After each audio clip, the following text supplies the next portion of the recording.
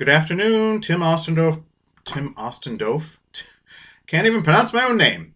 Tim Ostendorf, baritone and innkeeper at the Inn at Crystal Lake in Eaton, New Hampshire. I always have to start off with a little plug for the inn that I own in Eaton.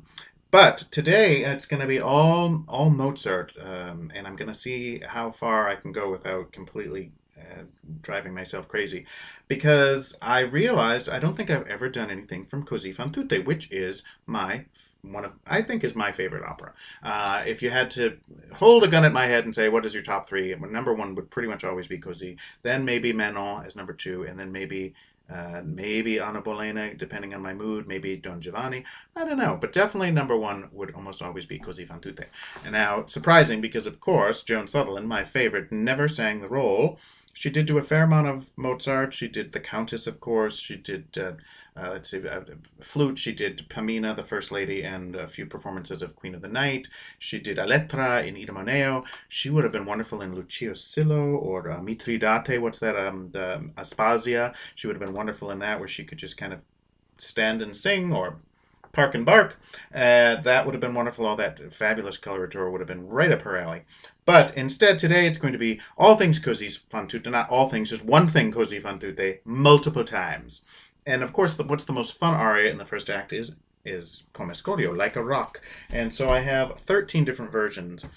These are the different full CDs I have of the opera. And then these are all different recital discs with just the aria, the big aria, Come Scoglio, like a rock. It's one of my absolute favorite operas. I find it very emotional, very human. Some people think it's very silly, but I won't go into too many details about the plot because it is very silly. But the raw emotions, especially in Act 2, are just, to me, are some of the most realistic. I find COSI fan tutte and Carousel, the musical's Carousel, the two of the most realistic of their oeuvre. But anyway, won't get into Carousel right now because it's all about COSI. And so this is the first act aria. We're going to play the entire thing 13 times. No, we're not. Instead, I'm going to start off with the self-proclaimed Queen of Mozart, Hellen Kwon, who does all sorts of wonderful things on here and does various, from Figaro, she does the Countess and Cherubino and Susanna, things like that. But here she is. I'm going to play her so you can get a little feel for, most of you probably, if you're watching this, you probably know this aria, right? Well, this is the recitative that leads into the aria, and then I'm just going to play a little snippet of each of these sopranos and or mezzo-sopranos. Interesting, right? So here we are with Helen Quanta to start us off.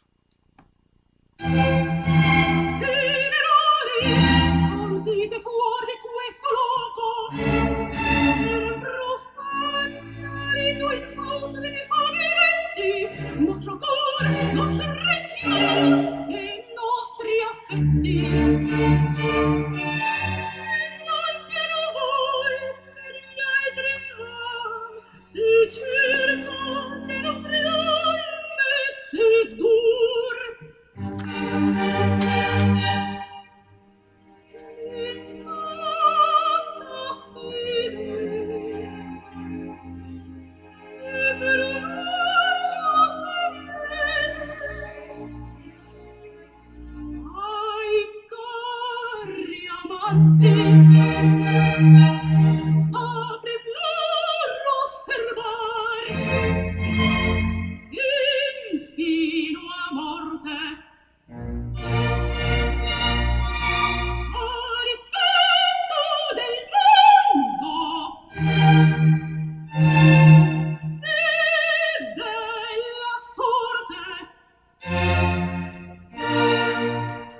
Now, for those of you who do know this, she is being wooed by, these two sisters are being wooed by the opposite boyfriend. The boyfriends have pretended like they've gone off to war. They come back disguised as Albanians, of course. Excuse me. And they're trying to woo the other's fiancé. And so sometimes there's some beautifully lovely phrases in that opening recitative, and sometimes they make it a little too beautiful. She's supposed to be like spurning them. She's in mock shock about these guys, and yet they're somewhat titillated as well. And so I've also read that the aria itself is sort of a mock presentation of one of those opera seria arias, and so there's lots of big wide leaps and things like that, and it's very over the top and very dramatic and all that sort of thing, but in a comical way. And so here, so anyway, I find it interesting when they sing it a little too beautifully because it's supposed to be silly and over the top. Come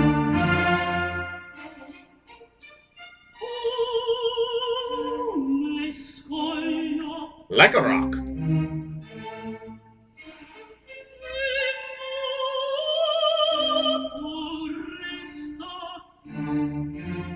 immovable, immobile.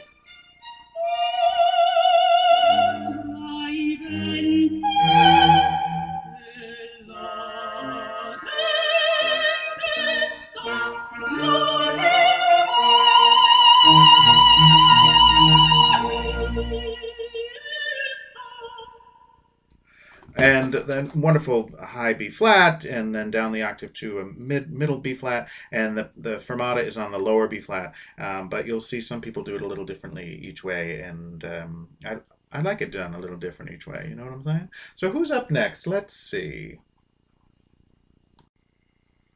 And so next we have a mezzo-soprano who has been known to sing quite a few soprano roles. That's right, we have Cecilia Bartoli. Is it Bartoli or Bartoli? Usually the accent in Italian would be on the second to last syllable, but for some reason I think it's Bartoli, but maybe it's Bartoli. I can't remember. I should know, especially since she's been around quite a long time. Like this is recorded in 1994. I didn't realize it was that long ago. And she does all the, she does both the Countess and Susanna. She does Zerlina and Elvira, and I know she's done a lot of all those roles on stage in COSI. I know she's done all three: Dora, Bella Fiordiligi, and Despina. And that's one of those discussions you have in a lot of those opera discussion groups, things like what soprano has sung all the female leads in Rosenkavalier, and a lot of them start off with Sophie and then eventually move to the Marschallin and maybe do Octavian in there, things like that. So a lot of Mozart lends itself to that, especially both soprano and the bass baritone roles. For example, they wouldn't be surprising in Don Giovanni for one singer in the course of his life to have sung Mazzetto and Leporello and Don Giovanni, or in Figaro to sing Figaro and the Count, and who's the gardener guy, and then the other guy, depending on their bass baritone-ish, kind of all in the same realm of that. So I loves me my Mozart as a baritone because I can do lots of different roles in all those things. But anyway, this is Cecilia Bartoli singing her version of Come Scoglio, and I love that mezzo quality she has adds a little richness and excitement.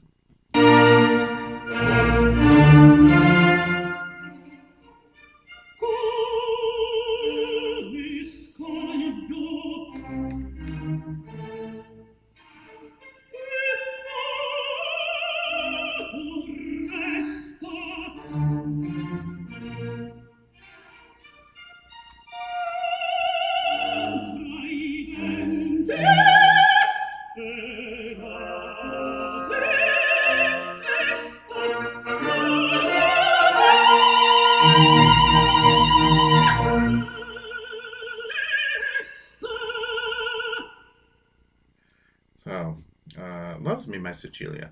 And she's definitely gone outside of her mezzo world. She's even done things like Norma, which has caused quite a, I don't know if it was really a scandal, but quite a sensation, I guess, because it's very outside of her. And she doesn't have a very big voice as well, so that was a kind of a big deal. And who is up next? Perhaps a Slovakian soprano? I don't know. I'm just throwing that out there. And so next up we have my other favorite diva, besides Joan Sutherland, of course, Edita Gruberova, a Slovakian soprano who is still singing, and she's, 71, 72, something like that. And this was recorded not too long ago, so she was well into her late 60s, I guess, when this was recorded. I'd have to look up the date. I don't see it right on the case. I'd have to pull out the book. But anyway, not to everyone's taste, but I love her voice. I love her sound, perhaps a little bit past her prime to do this particular recording of all Mozart, but lots of it is still glorious.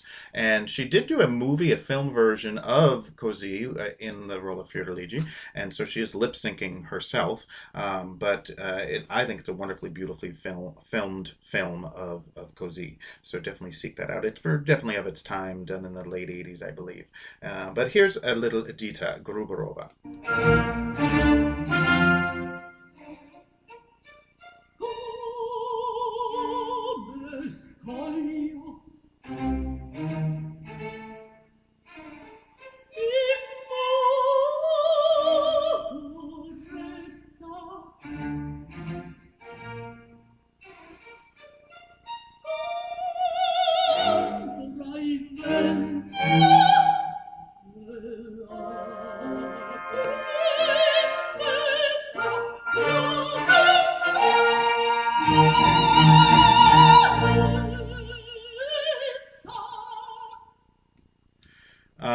And maybe not to everyone's taste, not necessarily her best recording, but the fact that she can still do it, I think, is pretty impressive. I wish she had a little more point to the sound in this particular recording. But who's up next? Who's up next? And next we have, I believe she's English, Amanda Roocroft. I don't know whatever happened to her. She doesn't seem, I don't know if this was done back in '94.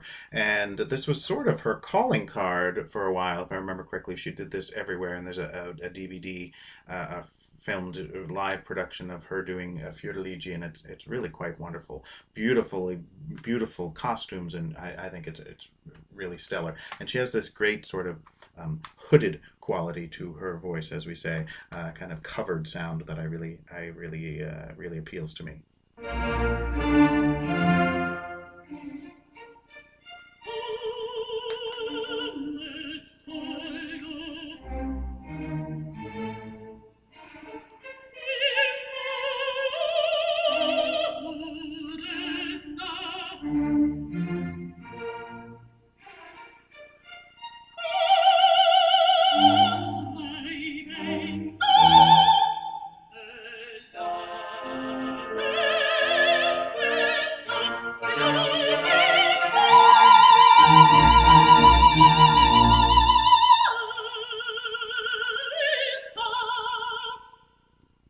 And she's one of the ones that I love the fact that the high B flat, and then it goes down to the lower B flat, and there's a fermata on the lower B flat, and she actually she holds the high B flat just a little longer than a lot of the other ones does. She puts a kind of a little extra fermata on the one that doesn't have a fermata. I love that. And then there's these two little, after the fermata, there's these two little eighth notes that a lot of them will hold a little bit longer on the D C down to the B flat. And there's only one soprano that I remember that almost sings it in time after the fermata, if that makes sense. And you'll hear her in a little bit. So who is up? Next one's very exciting. You might have to indulge me. Might have to do a little extra on this next one. And so this next one is quite a surprise. I haven't listened to this in a while, and I may have to spend a little more time with this CD. It is the Greek soprano Agnes Baltsa, and I've always loved her sound.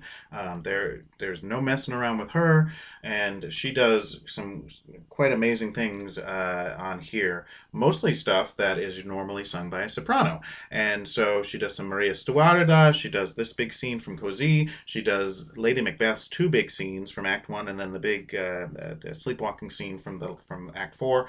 And then a big scene from Le Troyen by Berlioz. And so you're just going to have to indulge me because I have to play the whole recitative as well, because I find it exciting beyond belief.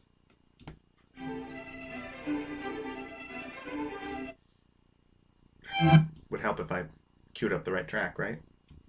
Just little details, Tim.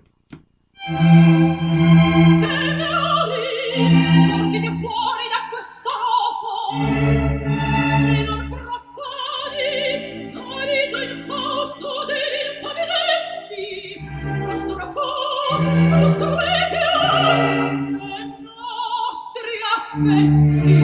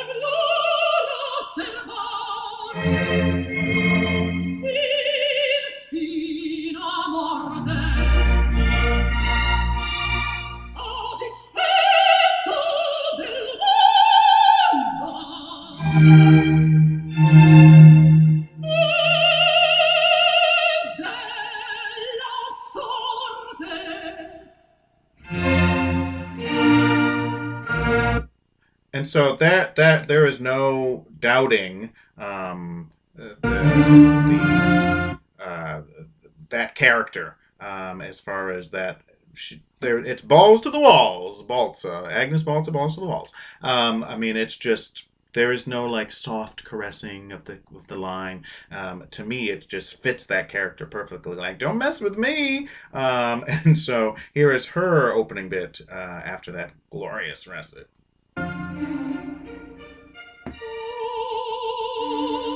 Come scoglio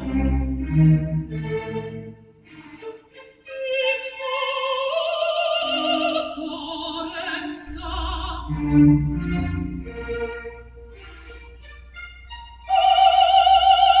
andrai vento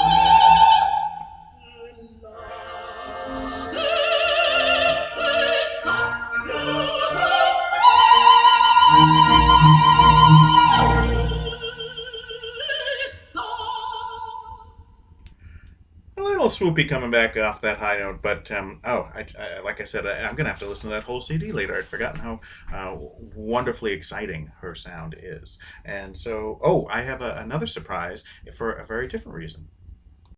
And the next one is surprising to me in a different way because it is the one of my favorite leader singers, the glorious Elly Ameling, a beautiful Dutch soprano. And so, not known for her opera roles, she did very, very few of them. And the fact that she has this wonderfully meaty sound for this, I think is just wonderful. It makes me wish she had done more opera, and specifically Mozart. I think this is a really quite fine vocalism from Miss Ameling.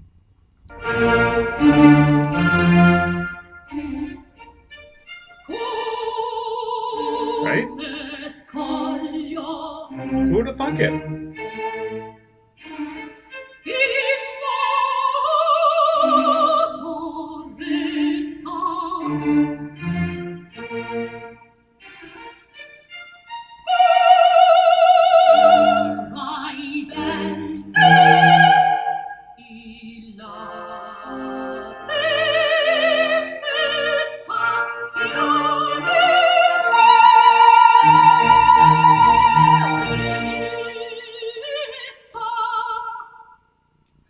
Just fantastic. Just wonderful. And so who's next? Maybe another soprano from Gruberova land, perhaps? And so next up is the glorious, beautiful Lucia Popp from the same country as my beloved Edita. Of course, she passed away much too young in her early 50s, but she's one of those wonderful sopranos that started off doing the high-flying stuff like Queen of the Night and then moved on to amazing Pamina. Susanna is one of her best roles. That wonderful recording with Thomas Allen and Sam Raimi, I think it is, and Kiri Te Kanawa, of course, and Frederica von Stade as Carabino. But here she is. I don't know if she ever did this role, but this is from a whole 3D set of all different recordings, and just such a beautiful sound.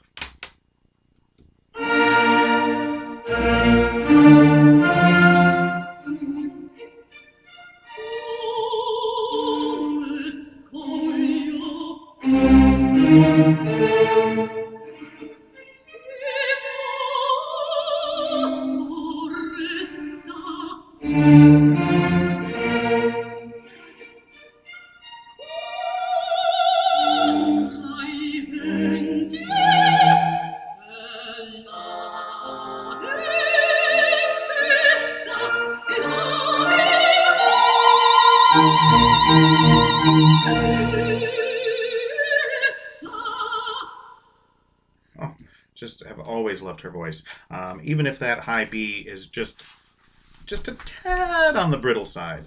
And next up, a wonderful American soprano. Who could that be? And here we've moved on to Phyllis Curtin.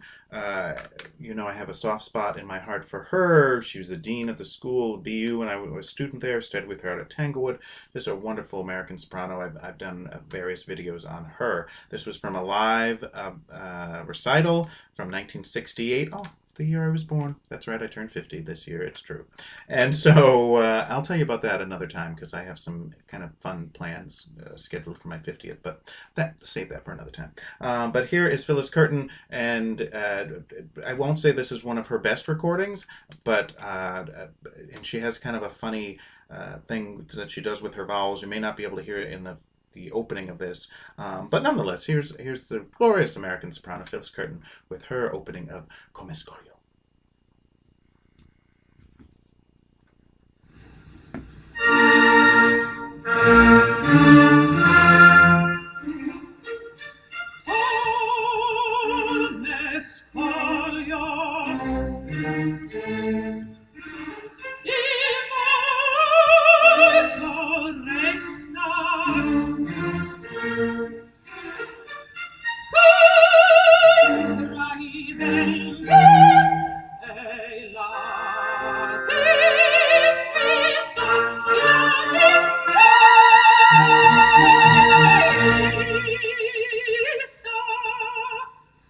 Just hear that little tiny bit of those two eighth notes. That she's the only one after the fermata. She sings them in time.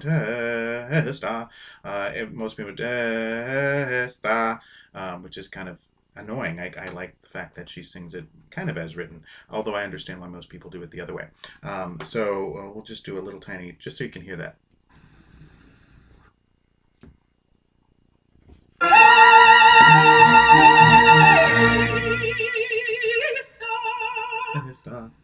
I think that something about that just stuck out to me. And now we're going to move on to some full, complete studio recordings. And who will be the first? A soprano known for this role, did it quite a lot. Well, I'll talk about her in a moment, and then we'll talk about another soprano that had a little relation to Phyllis Curtin, who we just heard. And so from our first studio recording, not one of my favorite sopranos. I don't hate her or anything, but Elisabeth Schwarzkopf. And she was a kind of a celebrated Mozartian, or at least this role in particular, Fiordiligi and the Countess, and of course her Marschallin, Strauss were some of her key roles that she was celebrated for. And like I said, it's just not my favorite sound. I don't know what it is. Maybe it's the detachment of it. Maybe it's the Germanic quality of it. I'm not sure. But anyway, but the rest of the cast is fabulous, and she sounds quite good on this anyway. Christa Ludwig is the Dorabella. Let's see, Kraus, Alfredo Kraus is the tenor. So not a bad recording. Carl Böhm is conducting. So here we have little Betty Blackhead.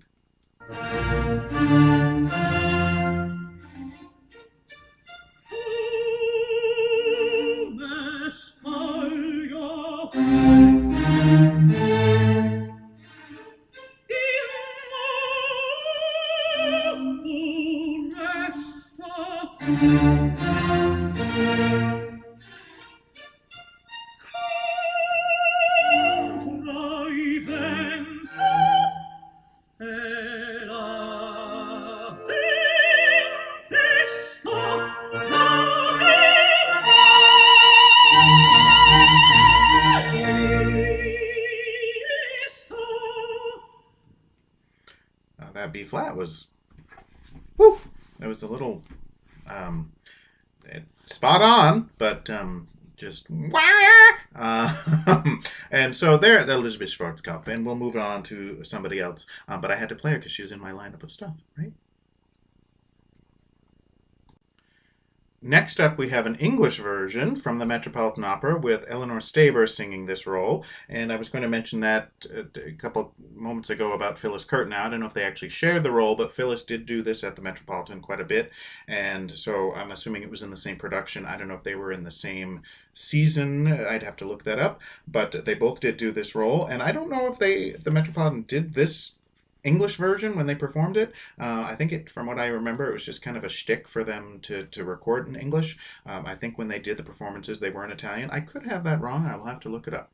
But anyway, Eleanor Steber, and I will play the recit just because it's in English, and it's in the Ruth and what are their names here? You know, the Ruth and Thomas Martin translation, which has become quite dated. Although I will say that Mozart in particular works very well in translation. Bold intruders, leave this house this very instant. We will not let you profane our ears, our spirits in most reaches. Your vile, sacrilegious, disgusting speeches. Do not attempt to win our love, or ever find the way to our hearts. Our faith is lasting and belongs not always to our beloved till the day of our death. Pure and unfailing, in the face of misfortune, ever prevailing.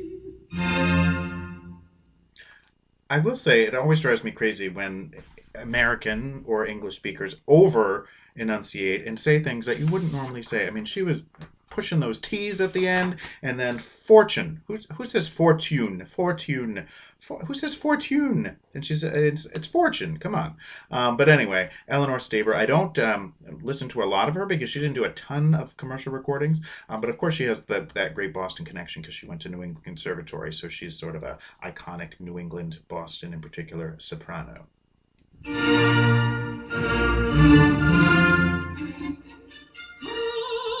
Strongly founded I like the tempo.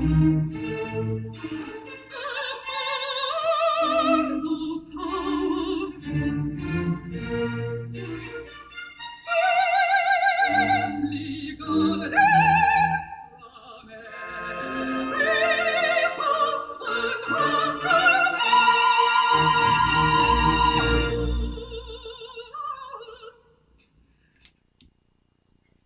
So wouldn't be my first choice, but a glorious voice nonetheless, and it's just kind of fun to hear it in English, and people like Roberta Peters and Richard Tucker, and I mean you can't get better than that. But once again, it's in English, so if you see this, it's kind of maybe your second or third choice. Just saying.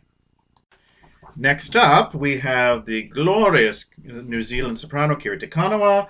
She did this role quite a bit, if I remember correctly, and the other singers on here are not too bad either. Von Stade, Teresa Stratus is the Despina. Oh, and by the way, before I forget, Stratus is the Despina on the film version with Gruberova, and she steals that whole movie, by the way. And so anyway, here's a little Kiri Te Kanawa.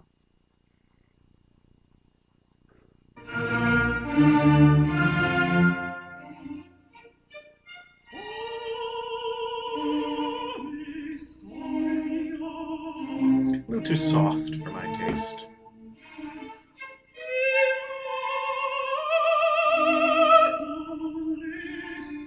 And I like the tempo to be a little faster. I love that American English version.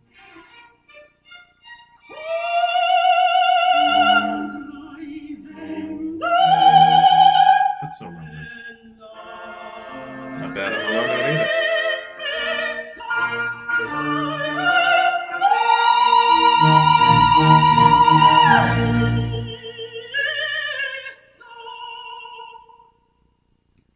I mean, it's just such a beautifully creamy sound. But I do wish the tempo were a little faster and that she had a little more bite to it. It's a little too pretty. And but next up is a particularly fun version. And here we have another wonderful American soprano, the glorious Leontyne Price. And this is just a fantastic recording. Leinsdorf conducting, Tatiana Troyanos as the Dorabella, George Shirley as the tenor, and just wonderful, wonderful vocalism. And it reminds me of there's a recital of hers from I think Lincoln Center where she does all sorts of great stuff. I think she even does, yeah, she does the final scene from Salome, and she does this. I don't know if it's the very opening one, but she does this, and she does this great bit on the high B flat where she does a little ornament that nobody else does, and that's why I love it. Well, nobody else except for I'll explain that maybe in the next video.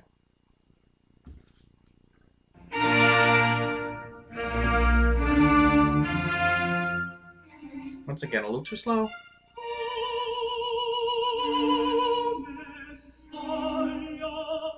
Love that sound.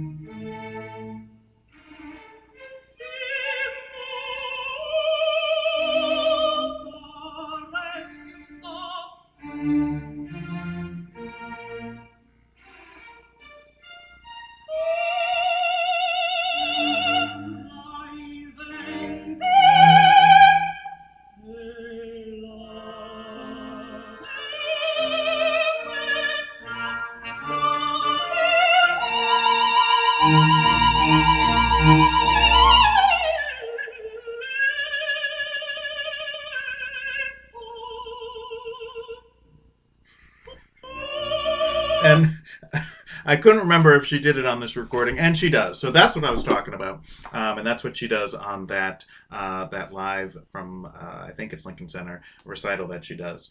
She does that wonderful little flourish. So we got to hear that again.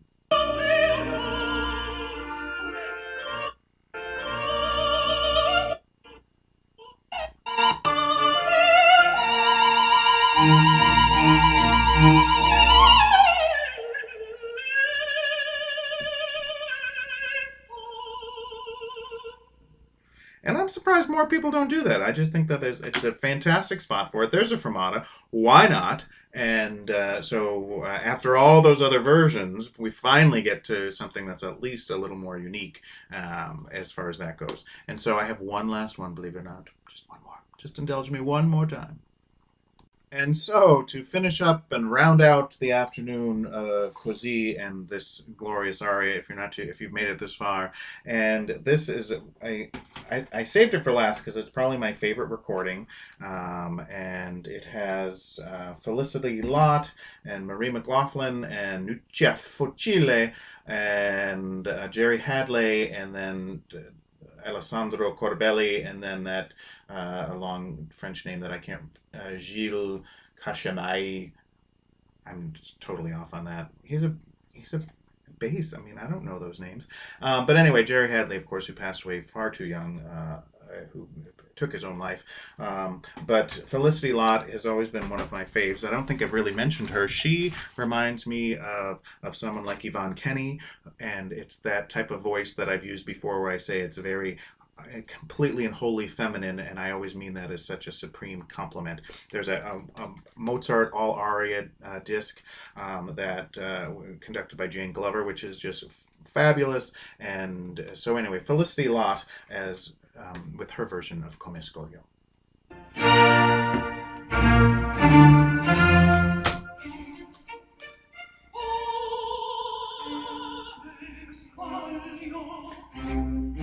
And I have to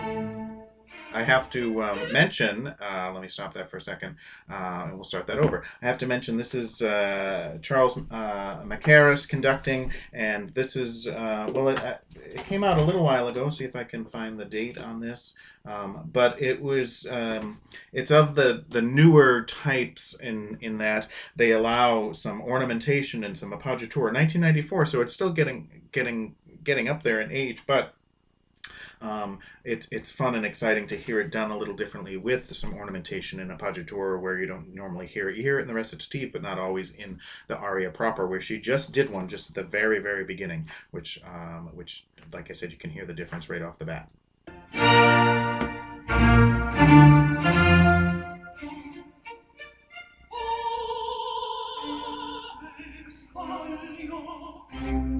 See what I mean?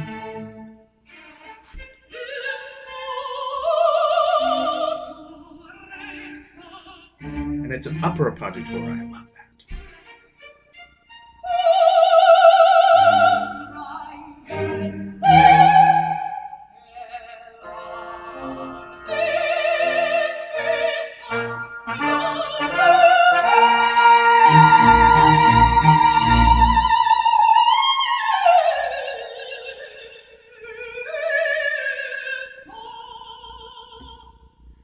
So once again, a little different, and those upper appoggiatures, come scoglio, instead of come scoglio or come scoglio, she does come scoglio. I love that. And so just a little different. And so I guess now we have to hear the whole rest of the aria, right?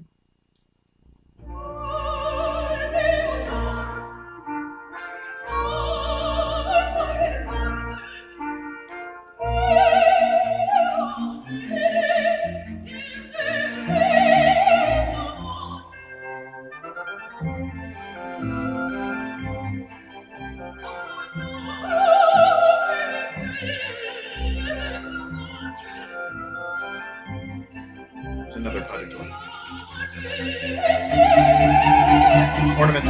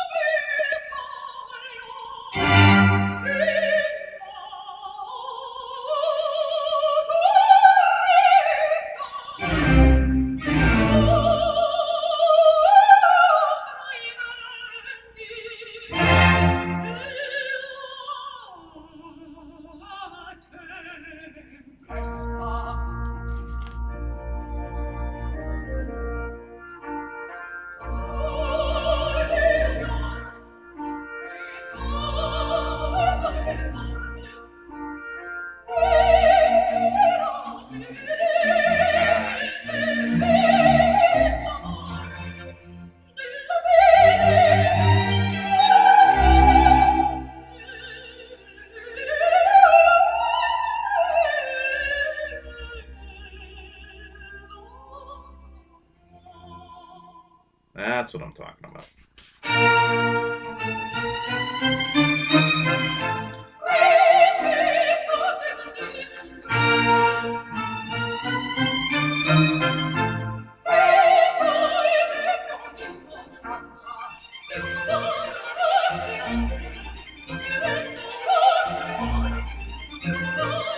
Triplets.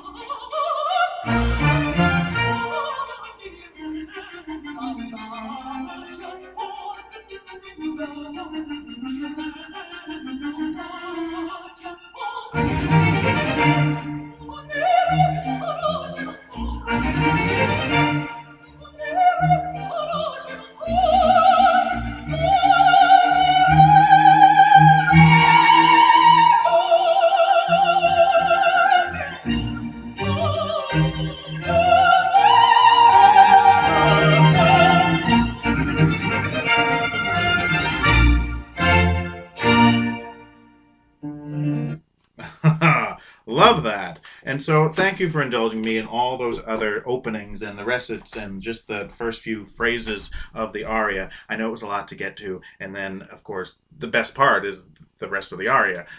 But what I really wanted to do was to pique your interest in a bunch of other sopranos and to see there's just so many amazing variations just in my little stack of 13 sopranos singing that aria. And so sorry, this was quite a much lengthier than I anticipated, but I'm glad to be back and glad to be doing these videos again. And until next time, Tim Ostendorf, baritone and innkeeper from the Inn at Crystal Lake in Eaton, New Hampshire. That's www.innatcrystallake.com. And we'll see you next time. All right.